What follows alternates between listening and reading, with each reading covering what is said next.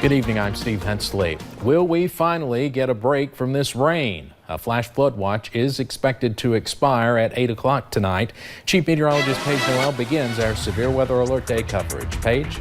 Steve, the answer to that question is yes. We will finally get a break from the rain. We're seeing just scattered chances now, but after that, hopefully a nice little break. Let's go ahead and take a look at that flash flood watch that you were talking about. That expires 8 p.m. on your Thursday, so we're still keeping a close eye on those pop-up showers and storms that are moving through our area right now. Also under that marginal risk, remember it's only 1 out of 5 on the severe weather scale, but a few of those pop-up showers and storms definitely could be on the stronger side. There they are now. We're seeing most of the activity actually down to our south into parts of eastern Tennessee, where they've already seen 2 tornado warnings pop up here in the last couple of minutes. But for us, we're just seeing those pop-up showers and storms. But the reason we're keeping a close eye on those is just because of the flooding we've seen over the past really several days, the rain, those saturated grounds. So these slow-moving storms could create some issues. We're seeing pop-up shower and storm moving through parts of Breathitt, Jackson County. We know that they've seen a lot of rain over the past couple of days.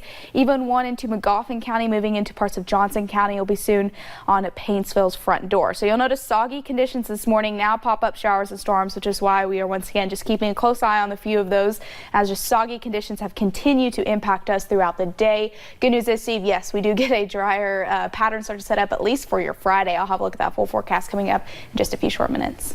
All right, Paige, thank you. Surprisingly, all of the rain we've seen is not causing issues along Lake Cumberland. The lake is currently at 722 feet above sea level. That's close to normal. You may remember the lake reached a record level of 756 feet above sea level back in February. Floodwaters can quickly become a threat to crops as we continue to see rainfall across our region. Perry County Extension Agent Charles May and a local gardener tell WYMT's Taylor Upchurch what to look for out in the fields. With spring comes rain showers and fears of flooded crops. Because we couldn't have the crops without the rain, but it also creates a lot of problem when you can't get in there to work your crops.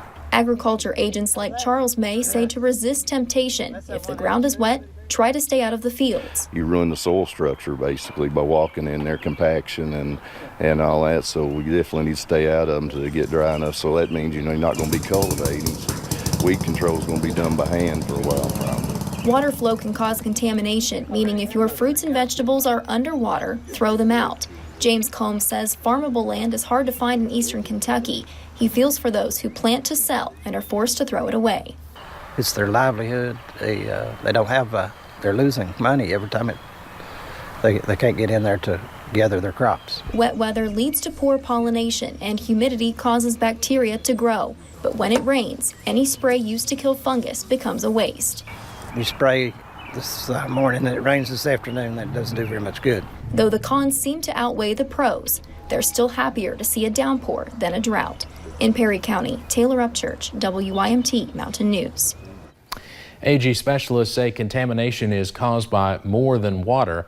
If bacteria is growing in your garden, be aware that walking through rows of damp crops could spread diseases.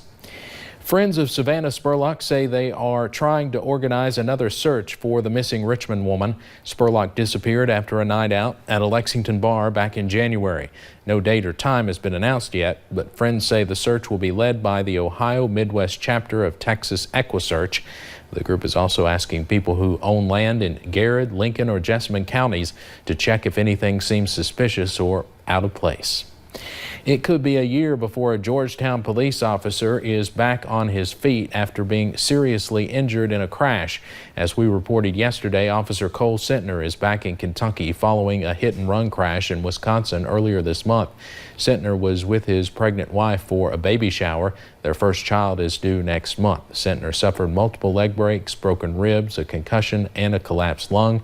According to his family, his recovery is projected to take 6 months to a year. Today, state health leaders were in Jessamine County being trained on how best to tackle the opioid crisis. The program is also working to stop the spread of illnesses like HIV and hepatitis C. Garrett Weimer spoke with health officials about the program. For a state hit so hard by the opioid crisis, health leaders say it's important for folks everywhere to know how to use Narcan. Anybody knows somebody that has dealt with this type of disease, and they can see the hardship and the suffering that it causes on a family. Officials with health departments across Kentucky gathered in Jessamine County, part of a harm reduction training tied to the state's syringe exchange program. Every life is worth saving, and what we're really getting at there is the stigma of substance use disorder. And if we're going to overcome this issue as a state, we first have to overcome the stigma related to this disease. Officials say steps like these are part of a larger state effort to combat the opioid crisis and things like HIV, hepatitis C, and other diseases. That's where they say those syringe exchanges come in. Jessamine County leaders say they've had one since 2016. You know, what we've experienced here is about 5% of our unduplicated patients actually end up going into treatment. Now, 5% may not sound like a lot, but if you're a family that's dealing with that type of a situation, you know, it's one family that's been helped. And while health departments and state leaders say they're doing what they can, they say it takes everybody in the community to solve the problem. The truth is we can't end the substance use disorder crisis that's plaguing our country alone, and every person has a role to play. In Jessamine County, Garrett Weimer. State health officials say there are 58 sites with their syringe exchange program throughout the state. The Trump administration has agreed to grant the request of U.S. Senate Majority Leader Mitch McConnell to keep Kentucky's 3 Job Corps civilian conservation centers open and under the direction of the USDA. There had been a proposal to close CCCs located in Frenchburg and Pine Knot. The facilities serve at-risk youth in Edmonson, Menifee, and McCreary counties in Kentucky and employ more than 100 workers. Churchill Downs is one step closer to expanding. The track is looking to lease, own, and operate a racetrack extension in downtown Louisville. The Kentucky Racing Commission is giving the go-ahead. It will be at the new Louisville Thoroughbred Society, a private membership club dedicated to enhancing the state's horse industry. It's expected to open early next year. Local first responders spent the morning training during a mock disaster event at the Pikeville City Park. The Tactical Emergency Casualty Care class teached first responders how to safely respond in the event of an active shooter situation. Kirby Priest with Inez Fire Department says these types of drills are changing the culture of care. With the conditions and times we live in now, we're learning that first responders have to actively get in there and help these people so that we can save more lives. The mock drill continued at Pikeville Medical Center's trauma unit where the participants were taken. Veteran journalist Nora O'Donnell will begin anchoring the CBS Evening News later this summer. Today I got the chance to talk to her, and she says the plans are well underway to cover the 2020 presidential race.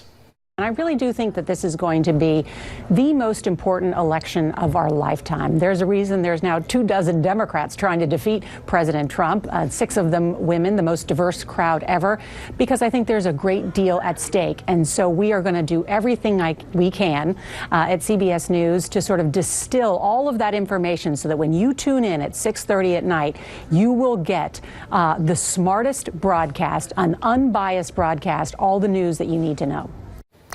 The CBS Evening News is expected to move to Washington, D.C. this fall. You can see my full interview with Nora O'Donnell on WYMT.com. Coming up on Mountain News at 5:30, an intense standoff in Sacramento left an officer dead. What we know about the rookie officer and gunman just ahead.